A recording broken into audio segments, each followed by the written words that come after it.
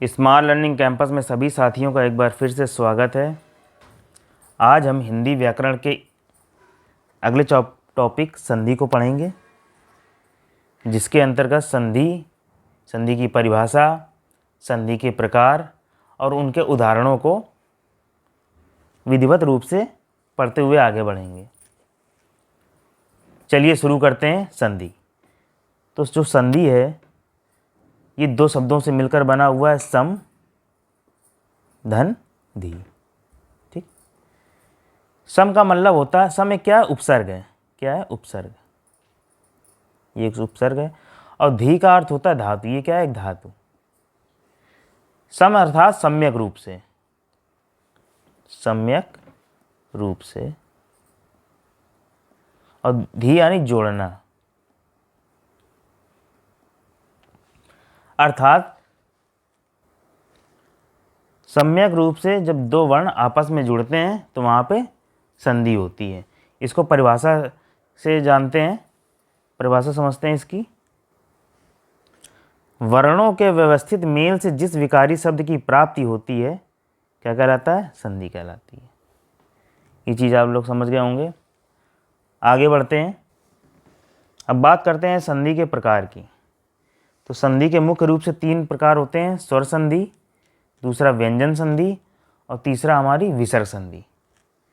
तो जो हमारी स्वर संधि होती है इसको अच भी बोलते हैं। क्या बोलते हैं? अच संधि भी बोलते हैं। अच संधि। ठीक। दूसरी है व्यंजन संधि, इसको हल संधि के नाम से भी जाना जाता है। किस नाम से? हल संधि। और तीसरी हमारी कौन सी हो गई? विसर्ग संधि।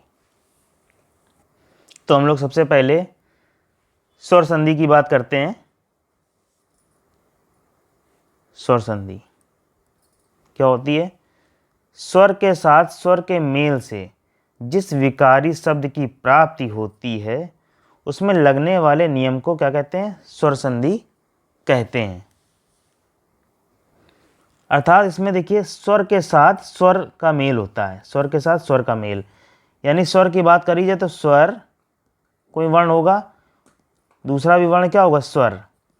तब क्या बनेगा? हमारा स्वर बनेगा। ये चीज़ आपको ध्यान में रखनी है स्वर संधि के अंतर्गत। ठीक, आगे बढ़ते हैं।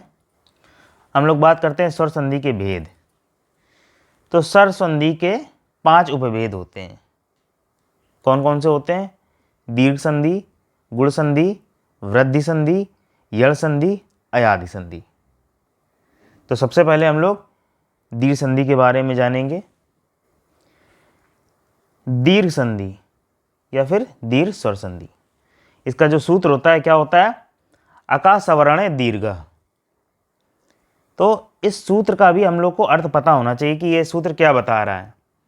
हम लोग सूत्र याद कर लेते हैं लेकिन इसका अर्थ नहीं जानते हैं। अगर आप इस सूत्र को जान जाएंगे, इसके अर्थ को जान जाएंगे, तो आपको दीर्घ संधि रटने की आवश्यकता ही नहीं है, इसके नियम को रटने की आवश्यकता ही नहीं है। आप सूत्र से ही पता लगा लेंगे कि ये संधि क्या कहना चाहती है। तो चलिए हम लोग इसको समझते हैं। अका एक प्रत्याहार है। क्या है?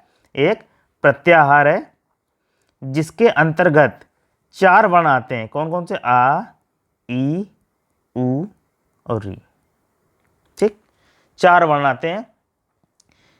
और सवर्णे यानी समान वर्ण, इसी के समान वर्ण जब आपस में जुड़ते हैं तो हमेशा एक दीर्घ वर्ण बनता है। क्या बनता है? दीर्घ वर्ण बनता है। डेफिनेशन देखते हैं, आपको क्लियर हो जाएगा कि समान वर्णों के योग से शब्दों में जो परिवर्तन होता है उसे दीर्घ संधि या दीर्घ स्वर संधि कहते हैं। इसको आप देखिए, आपको पूरी तरीके से स्पष्ट हो जाएगा कि ह्रस्व या दीर्घ, कौन ह्रस्व दीर्घ में आ ई उ री के बाद यदि ह्रस्व या दीर्घ आ ई उ री आ जाए तो दोनों मिलकर हमेशा क्या बनाएंगे? दीर्घ बनाएंगे। दीर्घ आ ई उ री बनाएंगे। ये चीज़ आपको याद रखनी है। ठीक, कि हमेशा, जैसे हमने एक एग्जाम्पल लिया कि छोटा आ आया, फिर हमारा क्या आ गया? दीर्घ आ गया।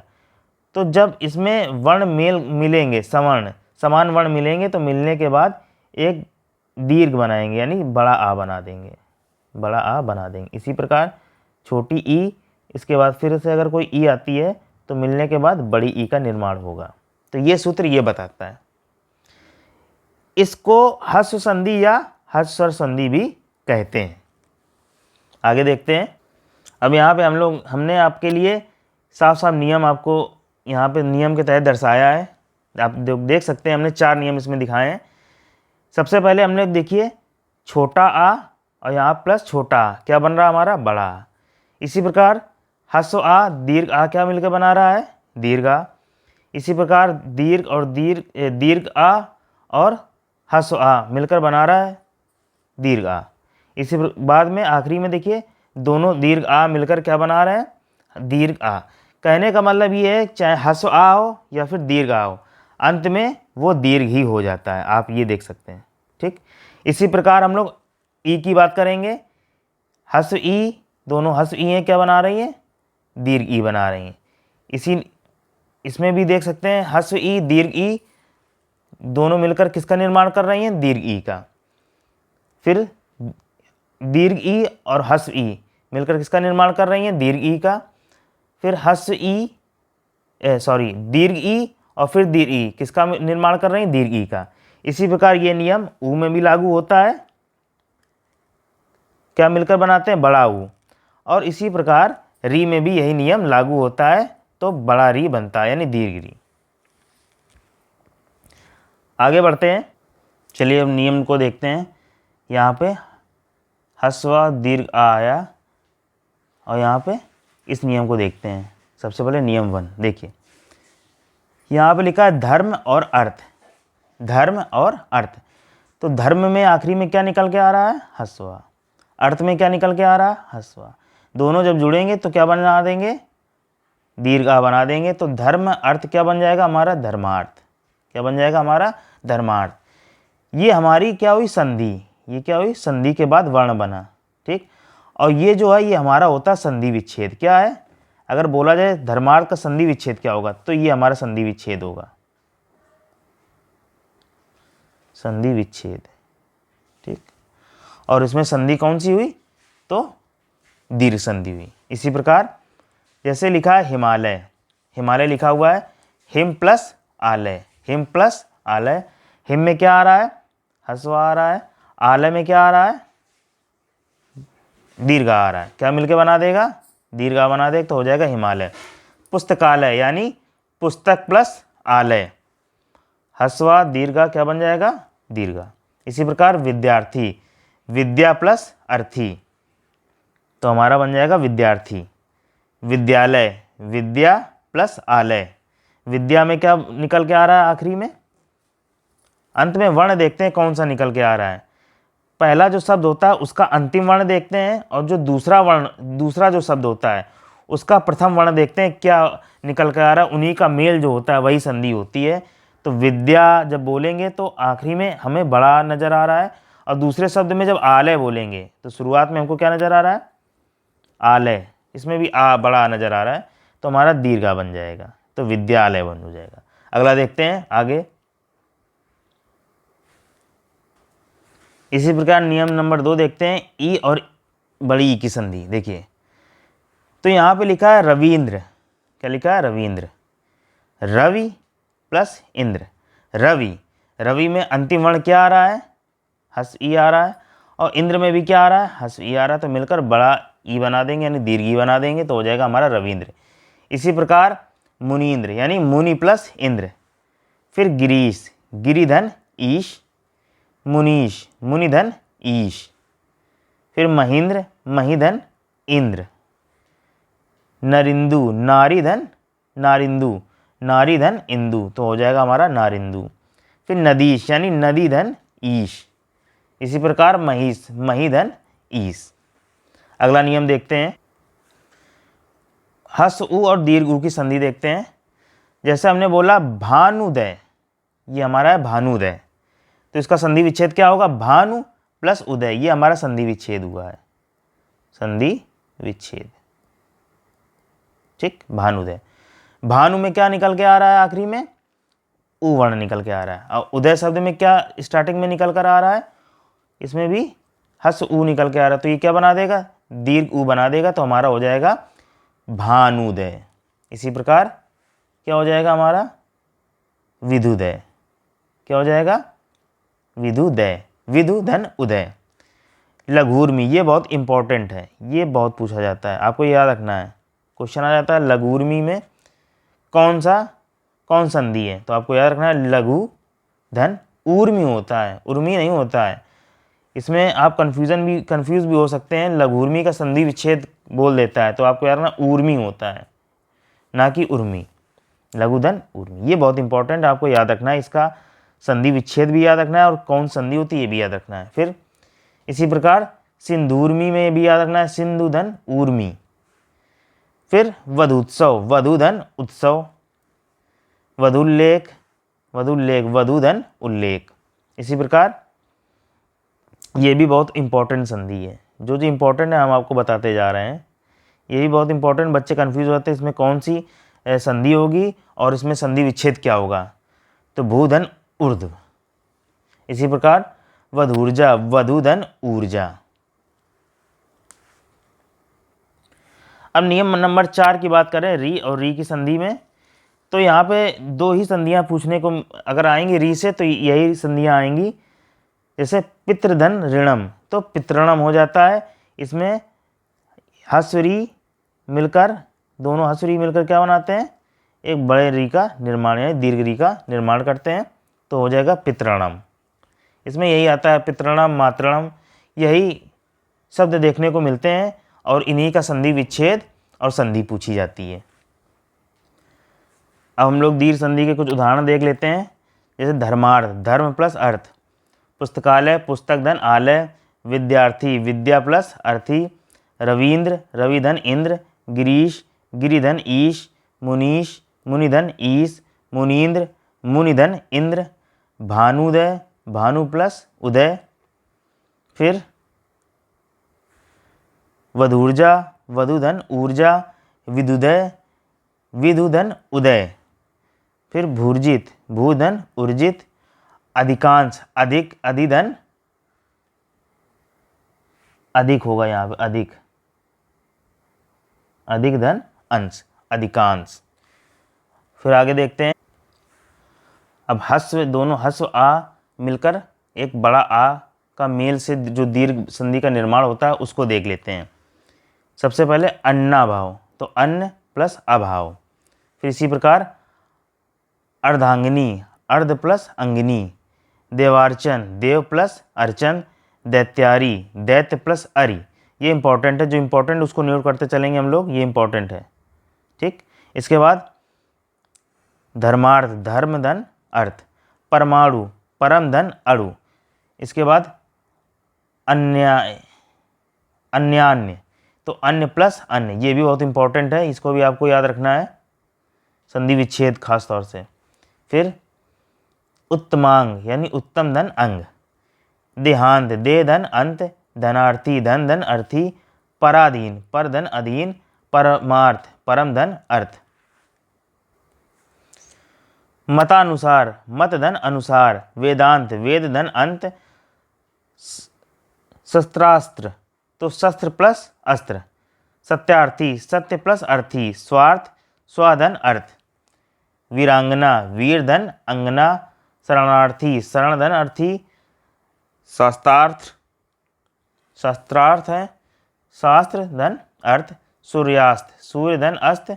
स्वार्थी, स्वर धन अर्थी। ये भी इंपॉर्टेंट है, ये भी अपने आप में इंपॉर्टेंट है। आगे देखते हैं। अब हम लोग देखते हैं हस्व आ, दीर्घ आ से मिलकर जो बड़ा आ बनता है यानी दीर्घ आ, उसके उदाहरण भी देख लेते हैं। कुशासन, कुशधन आसन। देवालय, देवधन आलय। धर्मात्मा, धर्मधन आत्मा। नीलाकाश, नीलधन आकाश। न्यायालय, न्यायधन आलय। पुस्तकालय, पुस्तकधन आलय। प्राणायाम, प्राण प्लस आयाम। भोजनालय, भोजनालय, भोजन प्लस आलय। फिर मरणासन, मरणधन आसन।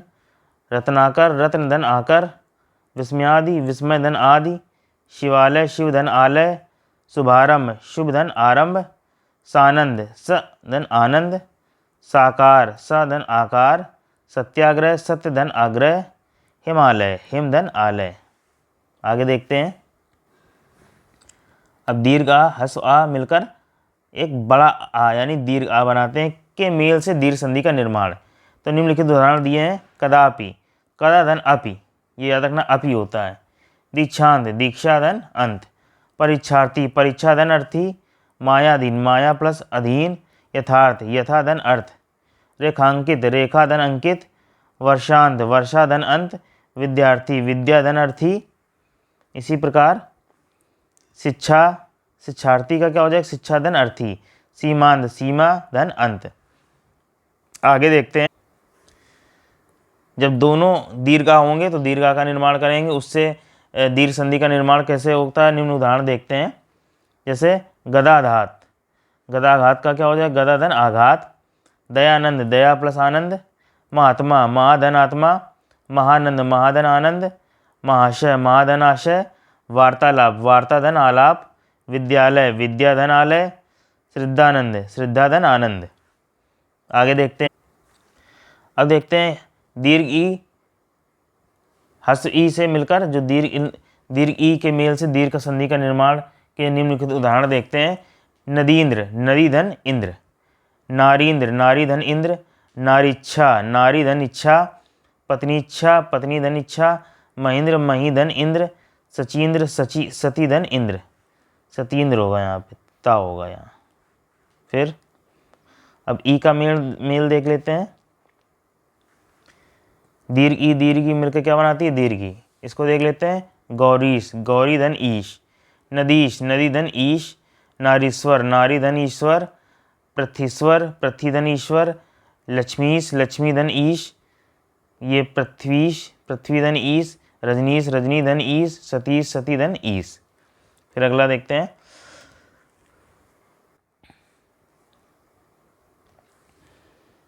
दोनों यहाँ पे हस्व ई मिलकर क्या बनाती है, दीर्घ ई। इसके निम्नलिखित उदाहरण देखते हैं। अतीव, अति धन इव, ये याद रखना, ईव नहीं होता, इव होता है। फिर कपींद्र, कपि धन इंद्र। क्षितींद्र, क्षिति धन इंद्र, यहाँ पे इंद्र होगा। प्रतिति, प्रतिधन इति। रविंद्र, रवि धन इंद्र।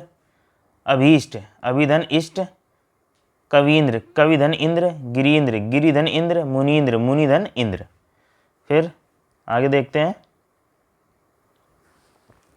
हस्व ई, दीर्घ ई मिलकर दीर्घ ई का निर्माण करते हैं। उदाहरण देखते हैं। कपीश, कपिधन ईश। गिरीश, गिरिधन ईश। मुनीश्वर, मुनिधन ईश्वर। हरीश, हरिधन ईश। कवीश, कविधन ईश। परीक्षा, परिधन इच्छा। वारीश, वारिधन ईश। इसी प्रकार ऊ के नियम को भी देख लेते हैं। दोनों हस्व ऊ दीर्घ ऊ का निर्माण करते हैं, उदाहरण से समझते हैं। सूक्ति, सुधन उक्ति। गुरुपदेश, गुरुधन उपदेश। भानुदय, भानुधन उदय। लघुत्तर, लघुधन उत्तर। इसी प्रकार हस्व ऊ दीर्घ ऊ मिलकर दीर्घ ऊ का निर्माण करते हैं। इस वर्ण, ये वर्ण मेल के दौरान दोनों वर्णों के मेल से ये वर्ण बनता है। इसके अंदर निम्नलिखित उदाहरण देखते हैं। सिंधूर्मी, ये याद रखना, ये इंपॉर्टेंट है।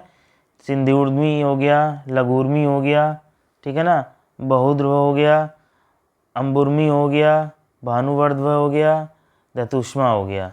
ठीक है, ये चीज़ें आपको याद रखनी, इससे क्वेश्चन बनते हैं। आप लोग देख सकते हैं। सिंधुर्मी क्या हो जाएगा, सिंधुधन ऊर्मी, यहाँ पे ऊर्मी होता है, उर्मी नहीं होता है। ये बहुधन उर्द से क्या बन जाएगा, बहुर्द। फिर अम्बुधन ऊर्मी, अम्बूर्मी हो जाएगा। इसी प्रकार लघुर्मी, धातुष्मा और भानुधर। आगे देखते हैं।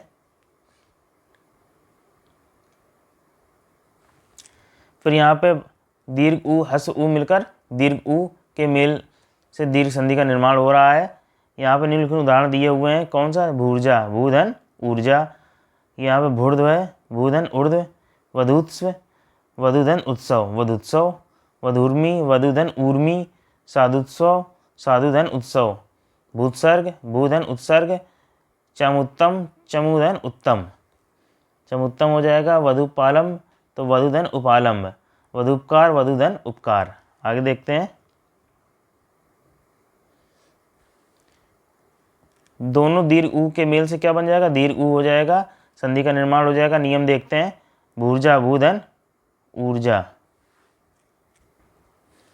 ये यहाँ पे ऊर्जा होगा, यहाँ पे दोनों बड़े ऊ होंगे, यहाँ पे भी होगा और यहाँ पे भी ऊ होगा, ठीक है ना। यहाँ पे जो ऊपर यहाँ पे ये जो दिया हुआ है ये यहाँ पे गलत इन्होंने दे दिया, इसको यहाँ पे होना चाहिए था, ठीक है। आपको इस वाले हस्य ये जो दीर्घ ऊ हैं इस वाले जो उदाहरण दिए हैं इस उदाहरण के अंतर्गत इनको रखना चाहिए था। फिर अगला देखते हैं, यहाँ पे ये हो गया, फिर हो गया वधूधन उर्मी, उर्मी वधूर्मी हो जाएगा, फिर सरयूर्मी सरयुधन ऊर्मी, ठीक। इसी के बाद आखिरी में री के मेल देख लेते हैं। तो री और री के मेल से क्या बनता है, बड़ा री मिलता है। निम्नलिखित उदाहरण हमने बताए थे, मातृण पितृण इसी टाइप के, बस इसमें क्या कहते हैं उदाहरण देखने को मिलते हैं। मातृधन तृण तो हो जाएगा मातृण, फिर पितृण में पितृधन ऋण। तो यहाँ पे स्वर संधि होती है, स्वर की दीर्घ संधि होती है, और यहाँ पे री जो है री लगता है, ठीक है ना। री की मात्रा इसमें आती है, री आता है, री कौन, री वर्ण आता है, ठीक है। ये चीज़ आपको याद होनी चाहिए। तो इस वीडियो में हमने स्वर संधि के दीर्घ संधि के भेद को पढ़ा है।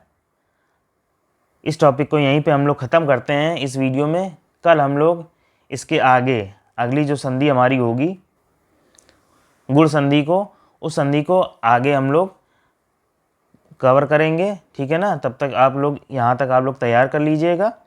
तो मिलते हैं अगले वीडियो में, तब तक के लिए धन्यवाद।